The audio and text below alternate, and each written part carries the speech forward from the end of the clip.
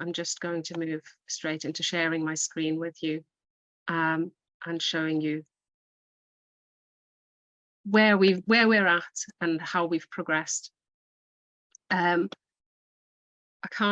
don't think I can switch on. Yes, I can switch on the slideshow. So there you go. You can see our lovely logo in all its glory. Here are all our socials. If you want to get in touch with us, our website, the Facebook page, group, Twitter, Mastodon. We even have a chat channel on IRC, and there are the links for purchasing our books. The second edition, which was published by Spokesman Books. So the links take you straight to the pages for In Limbo and In Limbo 2. And I've put there a link as well from the last time you kindly welcomed me on one of your Zoom calls. So a little bit of a timeline. I think you'll be familiar with a lot of the events on here. I think what you might not be so familiar with are the things that refer to Liverpool, because that's where I live. And you will see in the presentation there are quite a lot of references to Liverpool because the city is very, very Remainy. I'm very lucky to live in a Remain bubble. And back in 2018, the Liverpool City Council passed a resolution declaring Liverpool to be an anti-Brexit city. And in 2020, but I think it got lost in the pandemic and is now getting picked up on again. Liverpool City Council passed another resolution declaring Liverpool a European city and that there should actually be an annual celebration of that Europeanness, which is actually taking place right now as we speak. And I'll come back to that later on. These are some of the voices we've published. So you can see each of those little squares is somebody's story, somebody's moment when, you know, Brexit affected them in some way, usually in some heartbreaking way. Those headlines on a certain tabloid paper are something that most of you will be familiar with. As you can see, we were thrust into the hostile environment, but we fought back. We went on marches, we campaigned for a second or confirmatory referendum. I was interviewed, I spoke, and many others did. There's Mike Galsworthy and Elena as well, Elena Remigi, the director of the In Limbo project, whose brainchild the books are. And we kept offering support to others in our situation. The blue slides are all, these wordles are created by asking people to put one word, or, you know, some people would enter 4 or 5 words, but sort of one word answers about how they feel. And the more times a word was entered, the bigger it appears in the final wordle. So you can see the progression from 2017, 2018, 2019, you know, betrayed was the biggest in 2017. In 2018, angry is bigger and exhausted makes an appearance. In 2019, we're more exhausted and worried is even bigger. The red and black one is a wordle that was made by Brexpats Hear Our Voice, which is the group that we collaborated with to write the second book, In Limbo 2, which is about EU citizens, about UK citizens in the EU. As you can see, my cat would like to walk all over the keyboard, but we're not letting him do that just now. We also presented the In Limbo books in October 2018 to the European Parliament, in 2021 to the Italian Parliament. And over the years, we've participated and partnered with lots and lots of different research projects. One of the most recent, I was going to say the most recent, but actually since putting this presentation together in the last 3 days, we've got a new one that's come in. So we've partnered with a lot of research projects that look at migration within Europe and within the EU. So back to June 2021, we did another Wordle, and this is how people were feeling then.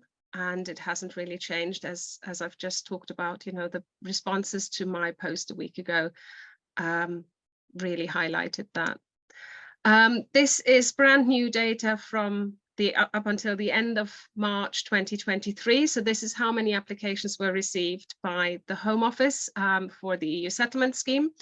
As you can see, over 7 million applications were received. Now, we know that at least 547,000 of them, so just over half a million, just over half a million, were applications to switch from pre-settled status to settled status. So, you know, not every application is a unique individual. Anybody who's been here for less than 5 years when they first make an application has to apply again. So if you cast your mind back in 2016, the narrative was that there are 3 million EU citizens resident in the UK, and that's why the lobbying group, the 3 million, was named that way. And it's now increasingly inaccurately named, it seems.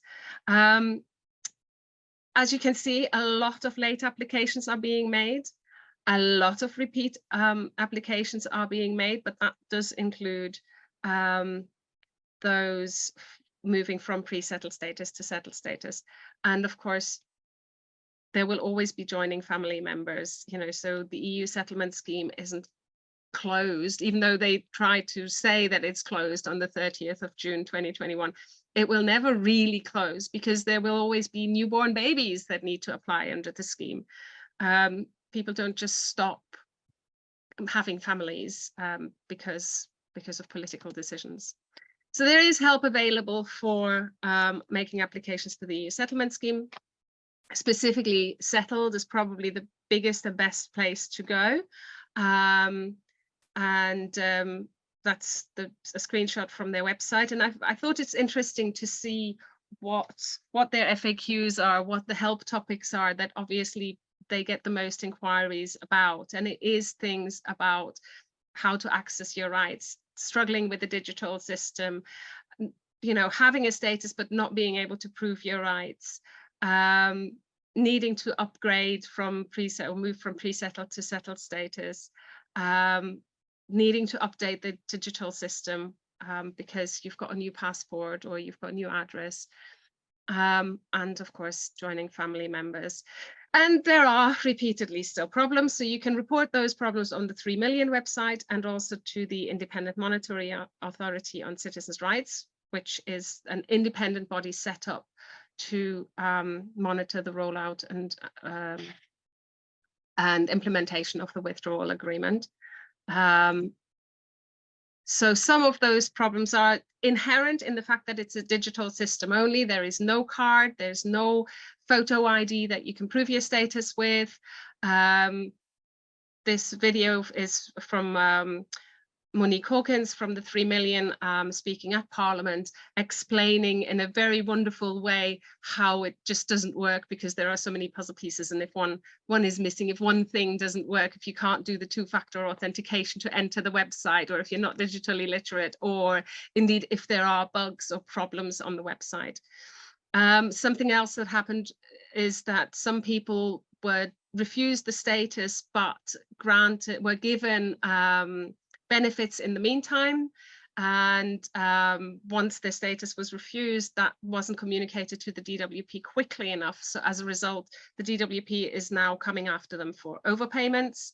And then there are those who've been charged for NHS treatment. You know, for example, they've had a baby and went into hospital to have that baby and give birth, and then were given a bill for £4, £5, £6, £10,000. And there are lots of problems in terms of poor decision making, problems with nationality and passports, you know, even knowing is somebody a British citizen.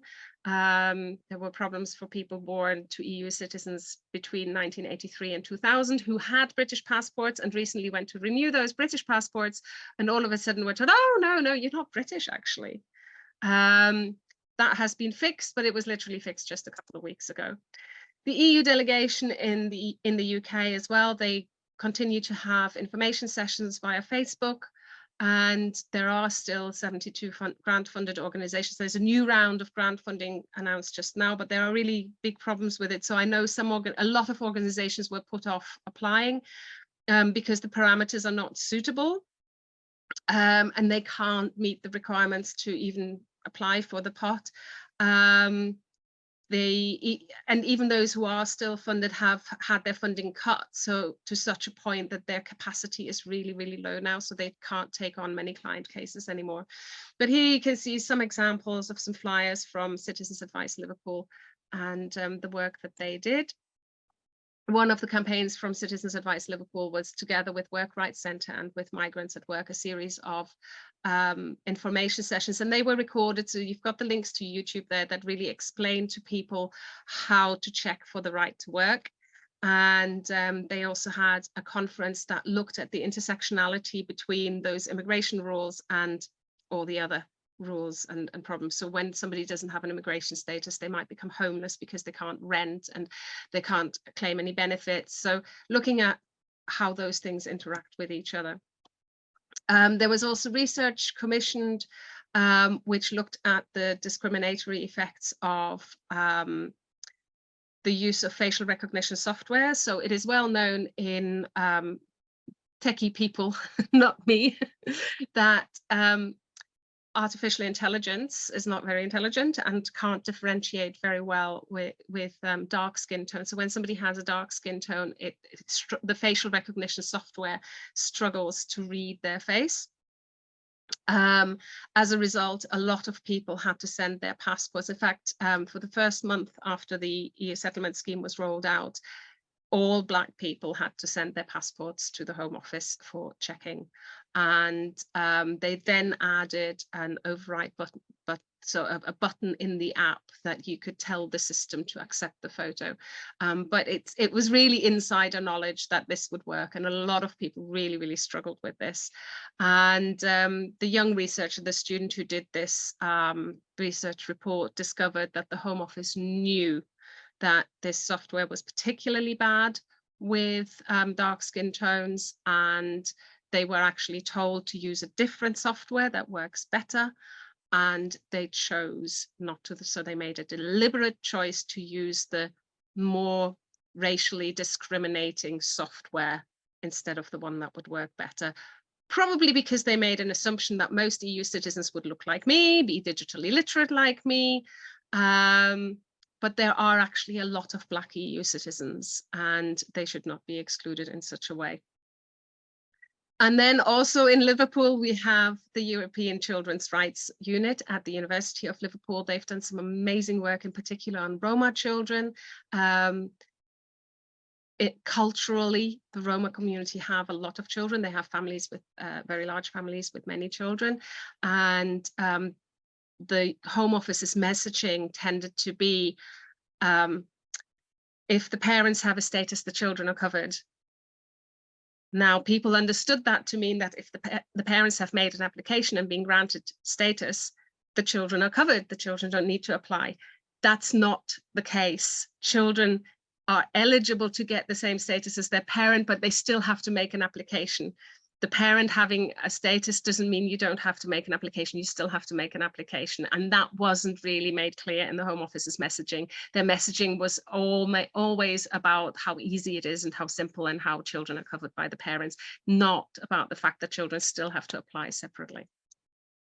And finally, what I've already alluded to, in fact, there was a big parade through Liverpool city centre today, the Liverpool European Festival, which we're hoping to turn into an annual thing. Of course, we launched right in the middle of Eurovision. It was a real privilege to be in Liverpool in the first 2 weeks of May, when Liverpool was a city of Ukraine. We were a Ukrainian city. Everything was Ukrainian. There were blue and yellow flags everywhere, Ukrainian artwork, Ukrainian bands. And the city really made an effort to give a platform and a stage to Ukraine. Of course, Europe Day, the 9th of May, was slap bam in the middle of that. So we had a launch event on Europe Day in Liverpool Town Hall, which was really wonderful. And you've got a little YouTube video there to look at that. And then, of course, we left any events for the European Festival to get Eurovision out of the way. And then also the celebrations or commemorations for the Battle of the Atlantic. And now, as of a couple of days ago, we have a series of cinema events. So we had one on Thursday, an Italian movie. We've got different movies from different filmmakers across Europe. We have open days at the various churches. Next week will be the summer fete at the German church, and then the week after, open day with Kaffee und Kuchen, with coffee and cake, an open day at the Nordic church, at the Greek church. There are heritage walks. So we have a walk through Little Italy, where a lot of Italians settled in the 1800s, because actually the European communities, small c and plural, in Liverpool have been here for a long time, and you will find that all across the country. You know, Europeans living here is not a new thing. And I really wanted to finish on that positive note, that we're here and we're still thriving and we're not going anywhere. And that's why we're having a big celebration on the 23rd of June to finish the festival.